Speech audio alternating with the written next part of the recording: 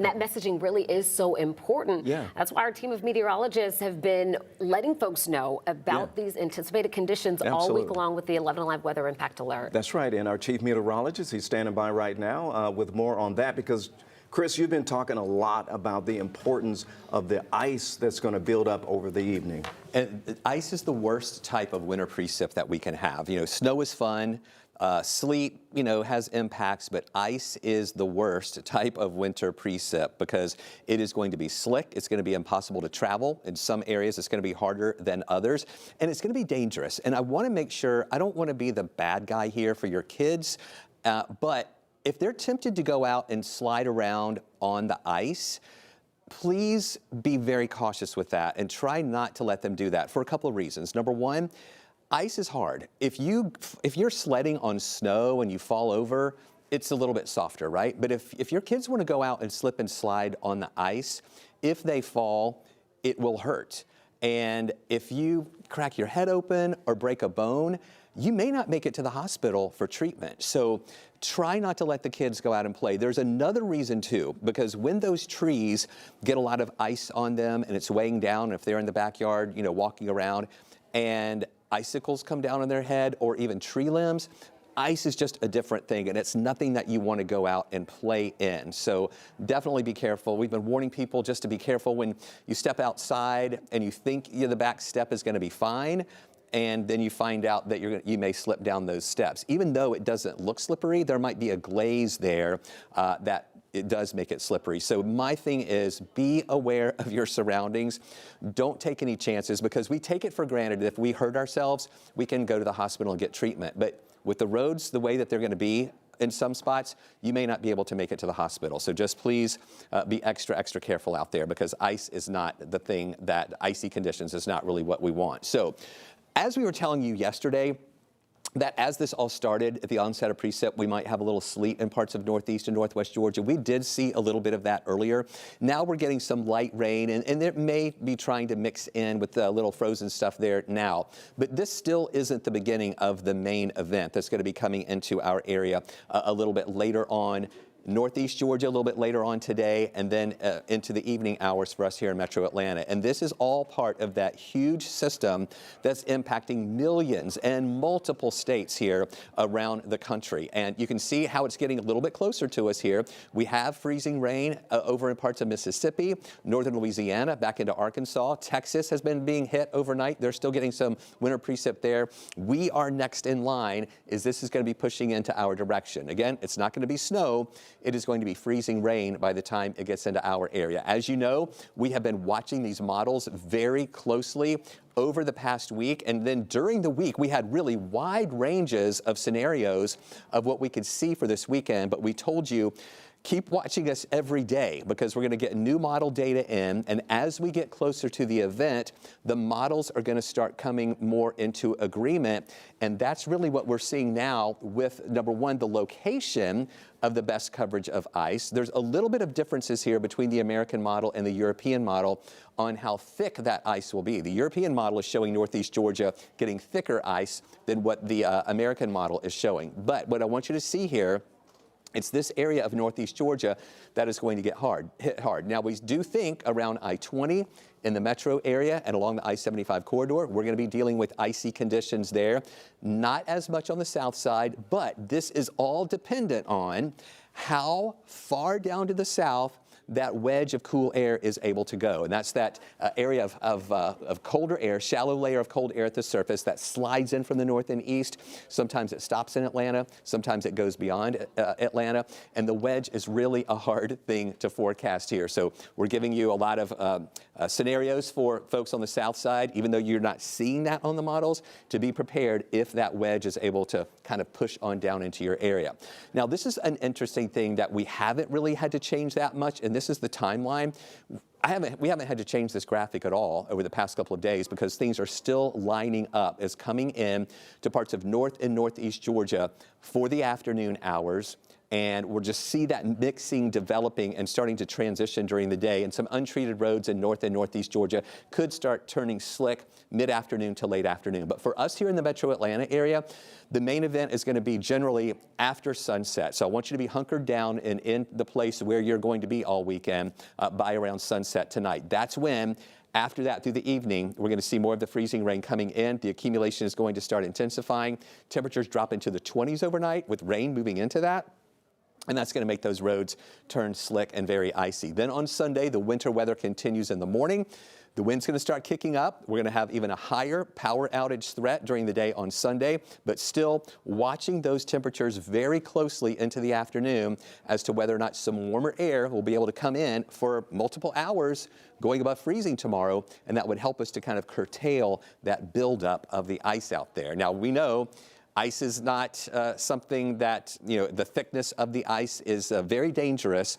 And Melissa Nord joins us right now. Melissa, and people say, it's just between a quarter of an inch and a half inch. That's really not a big deal. But when you're talking about ice and the weight of that ice, it is a big deal. It is. And if we were just talking about a quarter of an inch to a half an inch of plain rain and not freezing rain, it would be no big deal. But the threshold between a quarter of an inch and a half an inch of ice really changes the impacts you're going to see. At a quarter of an inch and higher, we see not just the icy roads, but we start to see a lot of those smaller tree limbs getting weighed down and some of the smaller tree limbs starting to snap.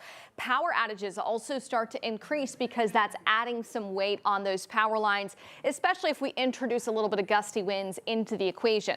Half inch or more, that's a really bad ice storm. At that point, the roads are impassable in many locations. We're talking about tree damage that is not just limbs, but even large trees dropping large branches as well. And then power outages that can be widespread and long term because of how many outages we end up seeing. And it's because when you increase from a quarter to a half an inch of ice, you're adding a lot more weight on the trees and on the power lines. A half inch of ice adds about 500 pounds of weight hanging down on one segment of lines. And the way that that ice accretes or forms on those power lines is over here. It's not a perfect circle. It actually is a teardrop shape. This is the power line in the black right here. The teardrop shape, it's slowly cooling and freezing as we see it melting down to the bottom. So that gives us a different bit of dynamics, wind dynamics, aerodynamics as the winds start to blow. And you might see the power lines into tomorrow afternoon and Sunday in northeast Georgia doing kind of this galloping effect. Let me show you the winds. This is not something we want to see, and unfortunately it's part of the equation tomorrow into Monday. Our wind gusts 20 to 30 miles an hour. You can see here tomorrow morning that strong wedge gusting at times 20 to 30 miles an hour. As we head into Sunday afternoon, still some breezy winds, but then the winds pick up again into Monday. So I'm actually more concerned about the cold air on the backside of the system. Ice secreted on the power lines on the trees, and then the entire day Monday, these wind gusts of 25 to 30 miles an hour. Chris, that could really incrementally increase the power outages heading into a couple of very cold mornings in a row. And a day Monday when northeast Georgia, where we're expecting the highest ice, is not going to climb above freezing Monday. So gusty winds still below freezing. It's not a good equation for those power outages. We're thinking about how the freezing rain is not a great scenario for us, but add wind to that and it's going to be even worse because that weight of those trees and that wind is just going to knock down more of them. So as we've been telling you, we have this 11 Alive weather impact alert through the weekend, today and tomorrow. It's extended. Yesterday, we extended it into Monday. And we wanted to wait to extend it into Monday because we didn't want people to be confused about, oh no, is there going to be more precip on Monday? We're not going to have any more precip on Monday. That's going to end on Sunday night. But it's whatever is left on the ground from Sunday into Monday.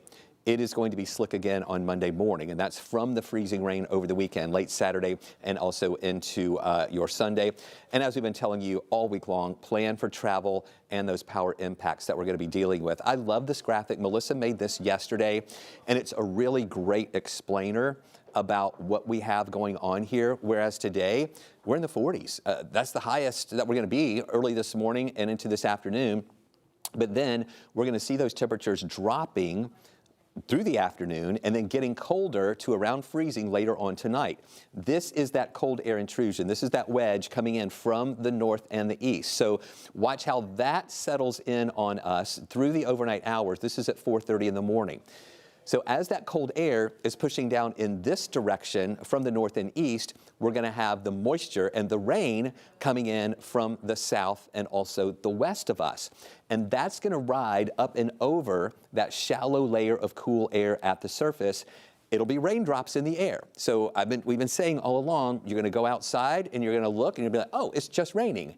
Those weather people were wrong again. It's not anything frozen. Well, it's not going to freeze until it hits a surface that is at freezing, and it would make a glaze there on tree limbs, on elevated surfaces, on bridges and overpasses first, and then eventually the ground when the ground also gets to or below freezing. So this will be rain in the air becoming ice when it hits a surface. Then this is the big question going into tomorrow afternoon.